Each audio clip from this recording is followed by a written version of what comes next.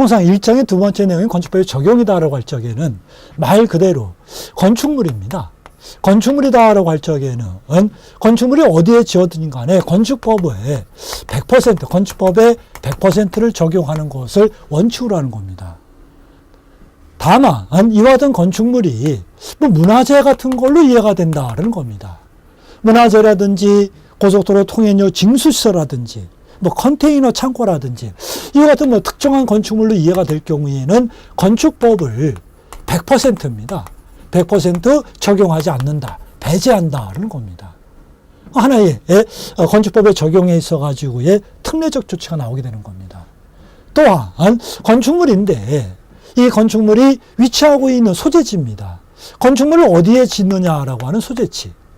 뭐 막된 표현에 의한다면 우리 흔히 얘기하는 시골이다라는 겁니다. 뭐 시골에다 건축물을 짓는다라는 겁니다. 그럴 적에는 건축법에 있어서의 일부 규정입니다. 건축법의 일부 규정. 이게 6개 규정이 나오게 되는데 이 일부 규정은 배제한다 이겁니다. 배제한다는 것은 적용하지 않는다는 겁니다. 그러니까 우리가 건축물이 시골에 있으면은 건축법의 6개는 빼고 나머지는 다 들어온다. 근데 거꾸로. 그러면 건축물이 도시에 있다. 그때는 건축법이 다 들어와야 된다. 뭐 이런 맥락으로 이해해 두시면 되는 겁니다. 자, 세 번째로는 건축물이 특수한 건축물로 이해가 됩니다. 특수한 환경의 건축으로 이해가 된다. 그때는 그 조건적 환경에 따라서 법의 기준입니다. 법의 기준의 일부가 완화가 된다는 겁니다. 그럼 이때 건축의 특수한 환경이다 할 적에는 통상 건축물은 토지에다 지어야 되는데 수면의 건축물. 수면이다라고 할 적에는 뭐 이렇게 이제 물이 고여 있는데 여기에 건물을 짓는다는 겁니다. 근데 우리가 건축물의 판단적 요소에 있어가지고 건축물은 토지에 정착이 돼야 된다라고 얘기를 했습니다. 그러니까 이와 같은 구조체가 건축물로 이해가 되기 위해서는 피로티식으로 기둥을 쭉 잡아 빼야 될 겁니다. 그래서 결국은 호수 저변에 있는 집안층에 이렇게 연결을 시켜줘야 된다는 겁니다. 마치 뭐 수상가옥 같은 거를 연상하시면 될 겁니다. 여하튼 이처럼 뭐 수면 위에다 건물을 짓는다. 뭐 특수한 환경 아니냐. 이럴 적에는 이 건축물 출입이 뭐 땅으로부터 들어가는 게 아니라 뭐 배를 타고 뭐 이렇게 이동하는 수밖에 없을 겁니다. 그럴 경우 이 건축을 진입하는 것이 도로로부터 진입할 필요가 없지 않느냐. 그러면 도로 규정은 적용할 필요가 없지 않느냐. 뭐 이런 식으로. 건축의 특수한 환경이 인정이 되면 건축법의 기준의 일부가 완화된다라고 하는 이런 맥락이 형성되게 됩니다. 또한 건축물이다라고 하는 것은 건축법의 적용 대상이 되는 것. 그러니까 건축물이 아닌 것들은 사실은 건축법과 상관이 없어야 되는 겁니다. 하지만 건축물은 아닐지라도 건축물은 아니다 이겁니다. 건축물은 아닐지라도 일정 규모가 넘는 공작물이 나올 수가 있다는 겁니다. 일정 규모가 넘는 공작물에 대해서는 건축법의 일부 규정입니다. 건축법의 일부 규정을 적용을 받게 돼 있다 이겁니다. 그럼 건축법의 일부 규정이 적용되는 공작물이 뭐냐라고 하는 대상 영역. 뭐 이와 같은 논조에 의하여 운영되고 있는 것이 건축법의 적용이다라고 보시면 됩니다. 보통 문항 처리에 있어서는 한 문항 정도입니다. 뭐 안 나올 수도 있고 나온다면은 한 문항 정도가 해석이 된다라고 보시면 됩니다. 이전의 경우에 있어서는 건축법이 100% 배제가 되는 문화재 등이라든지 건축법의 일부 규정이 적용되고 있는 공작물의 범주 뭐 이런 쪽을 중점적으로 질문을 했습니다. 근데 최근의 문제에 있어가지고는 환경의 특수성에 따른 건축법 기준의 일부 완화 뭐 이쪽으로 이제 좀 출제의 축이 움직였다라고 판단해 두시면 되겠습니다. 여하튼 수험생 입장에 있어서는 건축법이 100% 배제가 되는 문화재 등에 대한 해석과 건축법 일부가 완화될 수 있는 특수환경 건축의 영역, 그 다음에 건축법의 일부가 적용되는 공작물의 대상 범위는 반듯하게 정리를 해 두셔야만 되겠습니다. 따라서 첫 번째로 나오고 있는 것이 건축법의 적용 배제입니다. 건축물 일치락도입니다. 건축물이면은 건축법이 100% 적용되는 것이 원칙이었다 이겁니다. 그런데 이 건축물이 문화재보호법에 의한 지정 또는 가지정, 문화재다 이겁니다. 뭐 국가 지정이 됐던 지방 지정이 됐던 여하튼 문화재보호법에 의한 문화재는 지정이 됐던 가지정이 됐던 국가 지정이든 지방정부 지정이든 하여튼 건축법과 상관이 없다라는 겁니다. 선로부지 안에 있는 운전보안시설 같은 거, 보행시설 같은 거, 플랫폼 같은 것들 건축물 일치락도 건축법과 상관이 없다라는 겁니다. 고속도로 통행료 징수설 톨게이트입니다. 통행 징수설 건축물이다 이겁니다. 하지만 건축법과 상관이 없다는 겁니다. 컨테이너를 이용한 간이 창고 건축물이다. 하지만 건축법은 적용하지 않는다. 그래서 건축법이 100% 적용되지 않는 4개의 건축구는 반드시 암기를 하셔야 됩니다. 통상 시험에 있어서는 건축법이 배제되는 영역에 해당되지 않는 것이 무엇인가 뭐 이런 식으로 처리될 수가 있다는 것입니다. 반면에 두 번째로 운용되고 있는 것은 건축물의 소재지입니다. 건축물이 어디에 이제 건축이 되느냐라고 하는 그런 맥락입니다.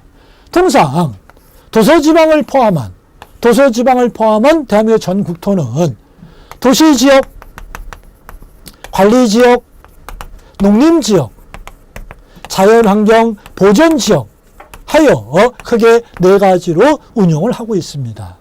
그래서 건축물이 들어온다 할 적에 도시지역 안에서 건물을 지을 수도 있고 관리지역이나 농림지역 안에서 건물을 지을 수도 있다는 뜻으로 보시면 됩니다. 이때 건축물이 건축이 되는 것이 도시지역이다 이겁니다. 도시지역 안에서 건물을 짓는다. 그때는 건축법이 다 들어와야 된다 이런 뜻이 되는 겁니다. 그러면 이제 도시지역이 아니다 이겁니다. 도시지역 안에서 건물을 지으면은 건축법이 100% 다 들어온다. 그리고 관리지역, 농림지역, 자연환경보전지역 이쪽이 이제 문제가 되게 되는데 이쪽에 있어서는 일단 지구단위 계획구역이다 이겁니다. 통상 지구단위 계획구역이다라고 하는 것은 이 관리지역에서 필요에 따라 지구단위 계획구역을 지정할 수 있습니다. 그러니까 지구단위 계획구역은 도시지역과 관리지역의 일부에서 나온다는 겁니다. 근데 건축물을 건축하는 것이 관리지역 일지락도 지구단위 계획구역 내에서 건물을 짓는다. 그러면 건축법이 100% 다 들어와야 된다는 겁니다. 근데 관리지역인데 지구단위 계획구역 바깥이다라는 겁니다. 그런 곳에다가 건물을 짓거나 아니면 농림지역이나 자연환경 보전지역에서 건물을 짓는다. 이제 여기를 염두에 두셔야 됩니다. 그러니까 장소적 범위가 이렇게 차이가 있다는 겁니다. 근데 도시지역이거나 지구단위 계획구역 내 여기를 벗어났다. 그럼 여기를 벗어나게 되면은 이런 영역의 동네가 되는데 이 동네 일지락도 행정단위구역이 무슨 읍에 해당이 되면은 그러니까 여기를 벗어난 요 지역 일지락도 무슨 읍에 해당된다 이겁니다. 그럴 경우에는 건축물을 건축할 경우 건축법이 다 들어오게 됩니다. 그러니까 결국은 동이나 읍 지역을 벗어났어야 된다는 겁니다. 동이나 읍 지역을 벗어나게 되면은 그때 비로소 그 지역을 시골로 보는 겁니다. 시골로 보아 여기를 벗어나면은 시골로 보아 건축물을 지을 경우 건축법의 일부 규정을 배제해 준다. 뭐 이렇게 이제 정리가 되는 거다라고 보시면 됩니다. 예를 들자면 도시지역 내의 건축물 당연히 건축법 다 들어와야 된다는 겁니다. 자, 농림지역 내의 건축물 이건 불완전한 조건이 됩니다. 일단 농림지역 내 건축물을 하게 되면은 도시지역을 벗어났기 때문에 빠질 수 있는 개연성은 있습니다. 그런데 농림지역이라도 농림지역 내, 읍지역 내의 건축물 하면은 100% 다 들어옵니다. 근데 같은 농림지역이라도 농림지역의 면 단위의 건축물, 그러니까 읍이나 동은 아니니까는 읍이나 동이 아니면은 무슨 면 또는 무슨 리 이렇게 나갑니다. 행정 단위가. 여하튼 농림지역 내 면 단위 하게 되면은 요거는 건축법의 일부 규정이 배제가 된다. 뭐 이렇게 판단하는 겁니다. 섬의 경우에 있어서는 동이나 읍에 속한 섬이다. 동이나 읍에 속한 섬이다.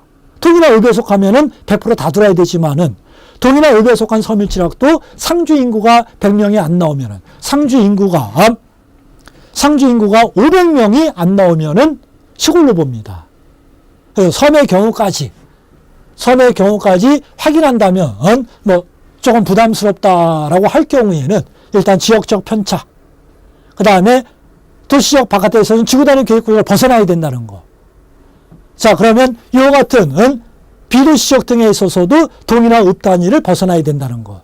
이런 맥락 정도 이렇게 함축해 들어간다면은 시골 땅의 영역을 이해할 수 있을 겁니다. 도시지역 내 다 걸려야 된다.